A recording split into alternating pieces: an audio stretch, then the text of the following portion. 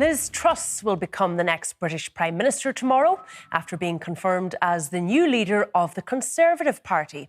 She'd been the firm favourite to win the vote over the former Chancellor, Rishi Sunak, but the final margin of 57 to 43% was narrower than predicted.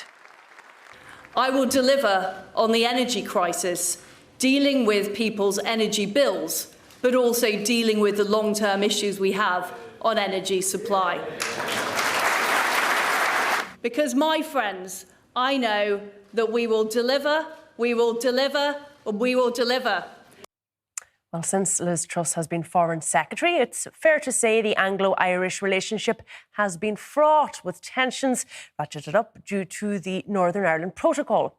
But today, the Taoiseach congratulated the Prime Minister in waiting and urged a diplomatic reset. I see this as an opportunity to reset relationships between Great Britain and Ireland post-Brexit and also between the European Union and the United Kingdom. And at the weekend I had some talks with outgoing ministers of the UK government, and suffice to say I think there was a general view that we should all do everything we possibly can over the coming weeks to break the deadlock on the protocol.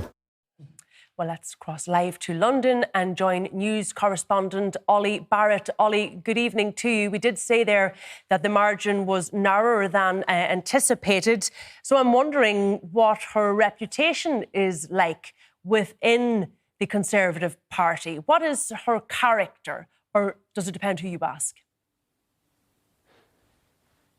It certainly depends who you ask. Many people who've worked with Liz Truss will tell you she gets things done. She's an incredibly hard worker. She can be inspiring to work for. Other critics of hers within the Conservative Party will say she can be difficult to understand sometimes in terms of direction. They'll talk about sometimes her public speaking being wooden and not particularly charismatic. There are clips all over the internet of bits of speeches that haven't particularly come off well, applause lines that haven't landed well over the years. But she is an incredibly successful political operator in the sense that she often switches her view from one to the other. She was famously a Remainer, then has come round to the idea of Brexit, but she always seems to rise to the top. And so many will say that her political trajectory has always been on the up and that she is someone that should not be underestimated at all. But it's a divided Conservative Party. As you say, the margin of victory was lower than expected over Rishi Sunak among the members. Remember that Rishi Sunak was ahead of her among the Conservative MPs when it was them doing the voting. So she really is at the head of what is, from those results, you can tell, a divided party. Yeah, and we do hear time and time again, don't we, the comparisons with Margaret Thatcher. I mean, I don't think she particularly likes those herself. She said it's just because, you know, they're two women, female leaders of the Conservative Party. But is that fair? Is she ideologically aligned with somebody like Margaret Thatcher?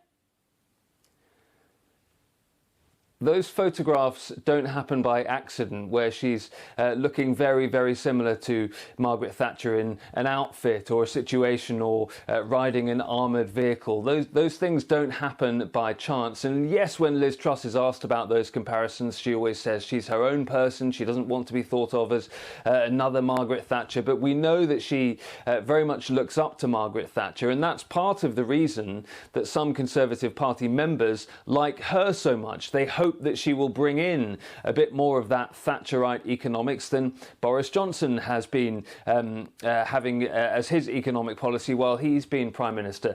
And so those comparisons, I think, will absolutely continue, but she will also want to plough her own furrow and make her own mark. And given some of the difficulties she faces when coming into office, I mean, that's a two-sided coin. It makes life potentially very, very tricky for her as Prime Minister, but at the same time, she does have that opportunity to grapple with a crisis or two and try and show to the British people that she's got what it takes to be their leader. You say a crisis or two. I saw a senior Conservative tweet at the weekend that she has everything on her in tray except Armageddon. Some would say it's perhaps not too far off. I mean, she will be under pressure from the get-go, won't she?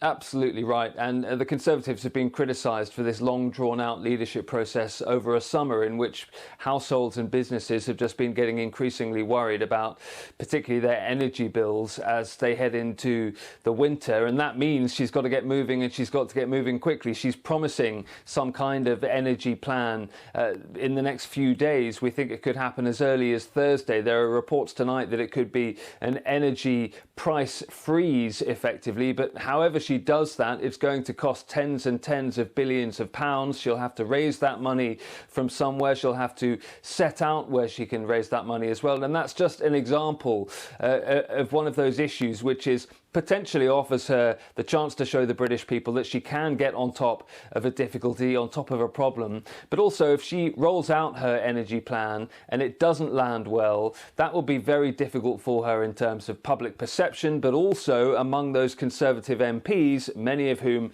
are not convinced about Liz Truss as she arrives in Downing Street. Yeah, and she gave very little away in her speech today. It was certainly very scant on detail, but she did thank my friend Boris Johnson. He got a mention, and she sort of listed off some of his successes: the vaccine rollout, Brexit, although we'll discuss that in more detail in a moment, and Ukraine. How was that particular comment received? Well, in the particular room in which she delivered it, it went down pretty well, and that has reflected the leadership campaign so far. Many Conservative Party members are actually pretty angry at the idea that Boris Johnson has been got rid of, and many of them didn't like Rishi Sunak because they resented the role that he had played in the defenestration of Boris Johnson. Liz Truss knows that, and she's played up to that during the campaign. She's always made it clear that she was not one of those who led the coup, who resigned from their jobs to try and get rid of Boris Johnson. And so she said that again in front of Conservatives today. All eyes are on Boris Johnson now, though, because we know that he wanted Liz Truss to win this race over Rishi Sunak, even if he didn't say so publicly. But what kind of backbench MP is he going to be for Liz Truss? Is he going to make interventions in the media? Is he going to have a new newspaper column again, which is going to pick up huge amounts of attention? Depending on the way that Boris Johnson behaves and acts in the coming months, could have a real impact on the premiership of Liz Truss.